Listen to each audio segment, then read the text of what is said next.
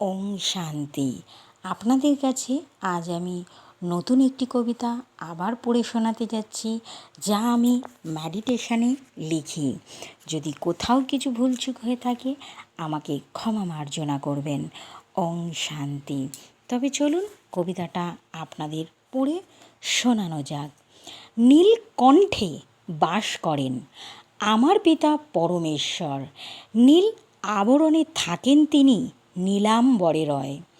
কণ্ঠতে বিষ ধারণ করে দেবতাদের অমৃত পান করান। তিনি যে সকলকার পিতা দেবাদিদেব মহাদেব, সারা বিশ্ব ব্রহ্মাণ্ডে রন। যখন ডাকি আমি তাহাকে আসেন আমার কাছে। ভুল ভ্রান্তি ধরিয়ে দেন, আমার হৃদয়ের খাতাতে থাকেন। পয়সাতে আসে সুখ, আসে বিলাসিতা, হাসি আসে পয়সাতে, আর আত্মীয়দের ভালোবাসা। মনের শান্তি দূরে পালায় বিলাসিতা থেকে।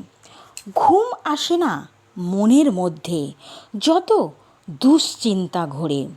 সবসময় লেগে থাকে বিভিন্ন অশান্তি। দূর করার জন্য বানিয়ে ফেলে মনুষ্য রাজপ্রাসাদ, টাকার পিরামিড।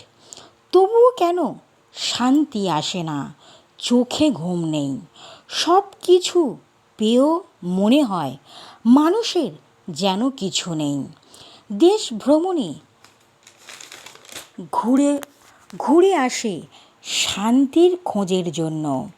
ক্ষণিকের জন্য ভুলে যায় সে যে এই পৃথিবীতে এসেছে পরম পিতা পরমাত্মারই নাম কীর্তন করার জন্য। হিংসাকে ভুলে গিয়ে মনকে শান্ত করো।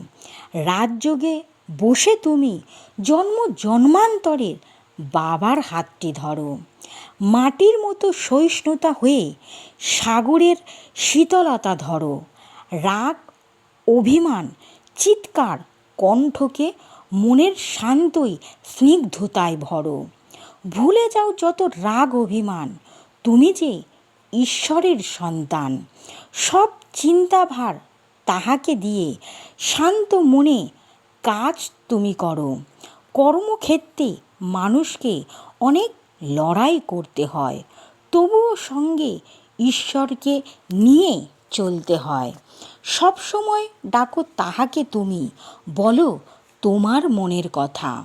ঈশ্বর যে তোমার পিতা, দেখাবে তোমায় সঠিক রাস্তা। ওম শান্তি। ওম শান্তি।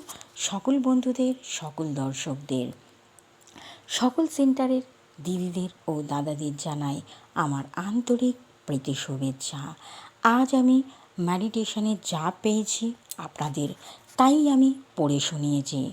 যদি ভুলচুক হয়ে থাকে আমাকে ক্ষমা মার্জনা করবেন। জানি না কতদিন আপনাদের আমি এইভাবে কবিতা পড়ে শোনাতে পারবো, তবে আমি চেষ্টা করব। ভগবান যতদিন আমার মাথায় কবিতা দেবেন ততদিন আমি আপনাদের শোনানোর চেষ্টা করব। ওম শান্তি। আমার চ্যানেলের নাম প্রজাপিতা ব্রহ্মা বাবার বিকে লক্ষ্মী মজুমদারের কবিতা, আর আমার প্রোফাইলের নাম শ্যামল মজুমদার। আপনারা ইউটিউব কিংবা গুগল সার্চ করলেই দেখতে পারবেন। আর আমার নাম বিকে লক্ষ্মী মজুমদার। ওম শান্তি।